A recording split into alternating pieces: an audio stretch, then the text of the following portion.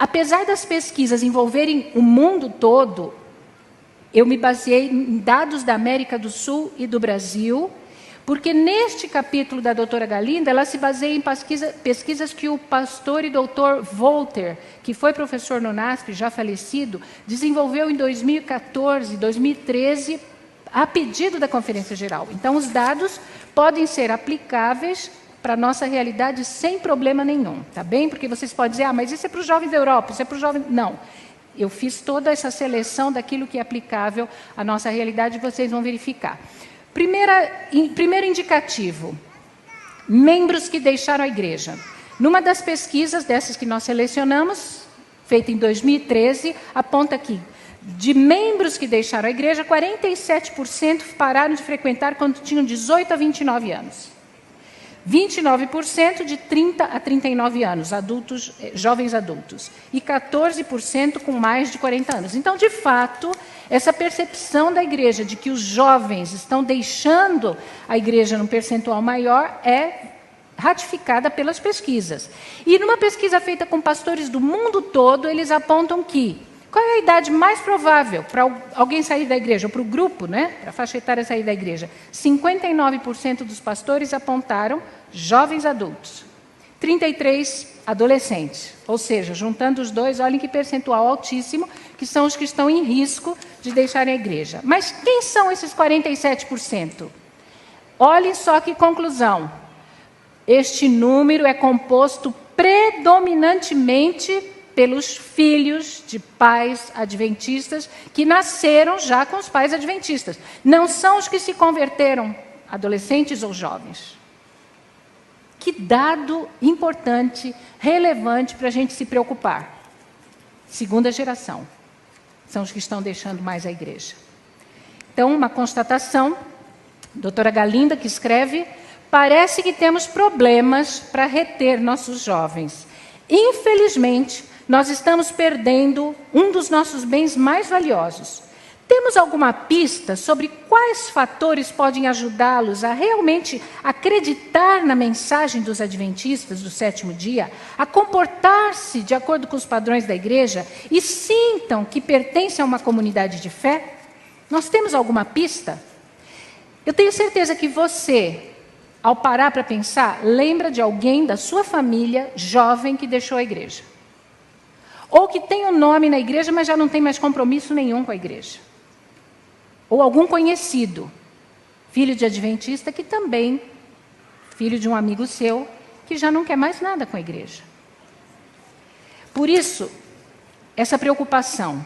Por isso, esse cenário em que o Dr. Roger Dudley, que foi o primeiro a se preocupar com isso, e desenvolveu a primeira pesquisa em 1990, acompanhando o desenvolvimento, né, da religiosidade, da vida religiosa de jovens, feito pela divisão norte-americana, conhecida como Valiant 1, que depois foi repetida em 2000 e depois repetida em 2010. Ele afirma o seguinte, ele afirmou isso no ano 2000, a igreja não pode ter prioridade mais alta do que conter a perda dos jovens adultos e reconquistar aqueles que deixaram suas fileiras.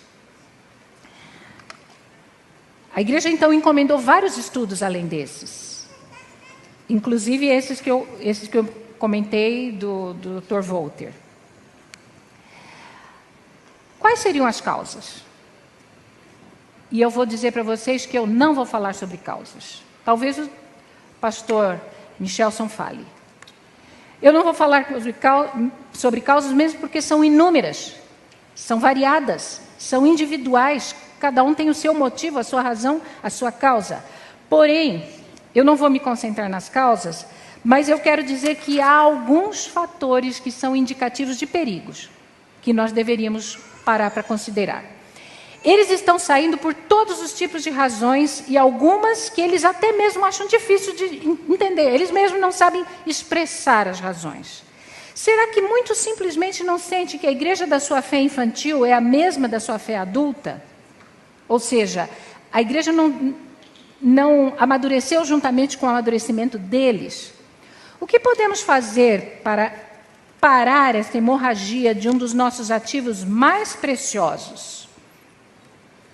Bom, agora eu vou introduzir alguns indicativos perigosos da pesquisa feita aqui, na América do Sul, com grande participação de membros da Igreja Adventista, que está no report de 2018. Então, vamos lá. Primeiro indicador que me preocupa. Aqui está tudo em inglês, tá? Mas eu acho que dá para vocês pelo menos visualizarem as cores, se não dá para visualizar o percentual. As cores azul mais escura, diariamente ou mais de uma vez ao dia, que está no topo. Então, momentos de oração pessoal. Aqui, a primeira coluna são crianças. 44% tem momentos de oração pessoal uma vez por dia. Adolescentes, 42%. Jovens, 49%.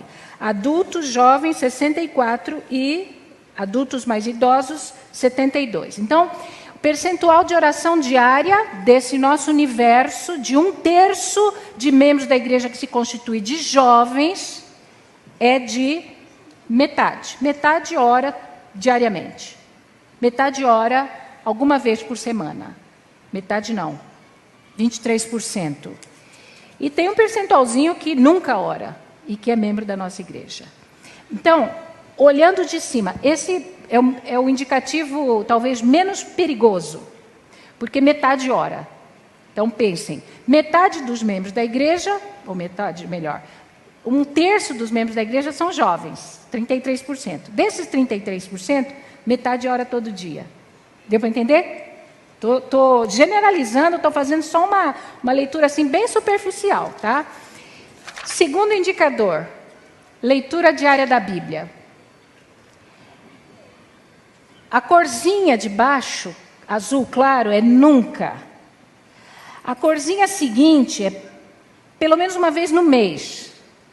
A outra, quase toda semana. A outra, mais de uma vez por semana e diariamente é azul mais escuro.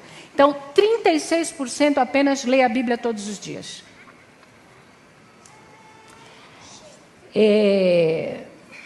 Eu quero abrir um parêntese rapidinho para falar sobre um assunto que daria para mais 45 minutos de conversa.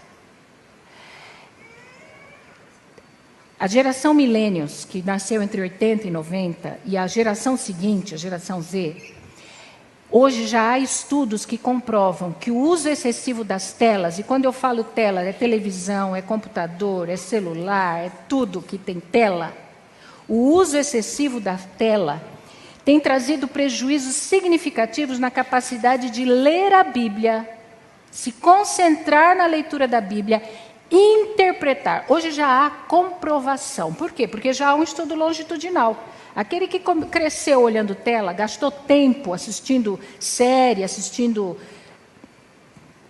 Eu vou falar isso muito rapidamente, tá? E de forma muito amadora, e eu sei que tem gente que está assistindo que entende muito mais do que eu, mas eu me apoio em pesquisas desenvolvidas pela Sociedade de Pediatria Canadense, que já há demonstração de que o uso excessivo das telas, e quando eu falo excessivo, o excessivo é criança com menos de 13 anos jamais deveria usar tela, jamais deveria brincar com celular. É essa a constatação da Sociedade Americana de Pediatria.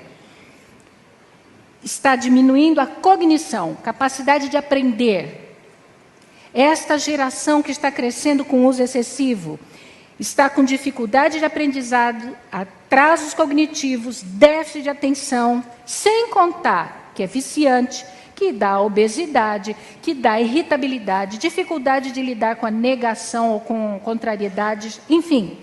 Mas, quando você abre um livro que tem imagens como o pastor colocou, urso, leão, que você está lendo no branco e preto, você aciona áreas do seu cérebro que mexem com a criatividade, com a imaginação. Primeira vez que eu li sobre a estátua de Daniel, eu não tinha visto ainda nenhuma imagem, eu idealizei, eu imaginei. Então, aciona áreas do cérebro que mexem com a criatividade, com a imaginação.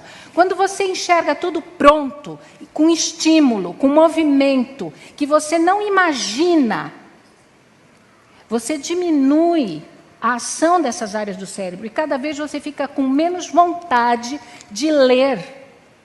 Você quer tudo pronto. Isso faz com que o conhecimento se torne raso, superficial, e a gente está perdendo capacidade de ler e entender o que está lendo. E quem trabalha com escola percebe isso cada dia mais, né, professora Eli? Como os alunos não conseguem mais ler e entender o que estão lendo. E está aí um cenário, eu abri esse parênteses para falar rapidinho sobre isso, mas apenas 36% lê a Bíblia todos os dias. Mais um aqui. Lição da escola sabatina. 36%. Mas o que me preocupa mais é a primeira coluna. As crianças com 29%. As crianças dependem dos pais para adquirir a lição, para estudar a lição. E apenas 29% estão tendo esse contato com esse manual, né, de teologia, que são as nossas lições da escola sabatina. E por último, leitura dos livros inspirados.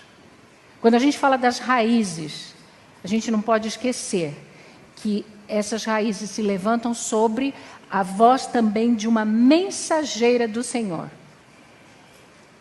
E esta geração está perdendo contato com os livros inspirados. Apenas 27% leem com frequência. Me preocupa a dificuldade de formação de hábitos, a falta de contato com os escritos do dom profético. Esses dados não são causas, são indicativos de perigo.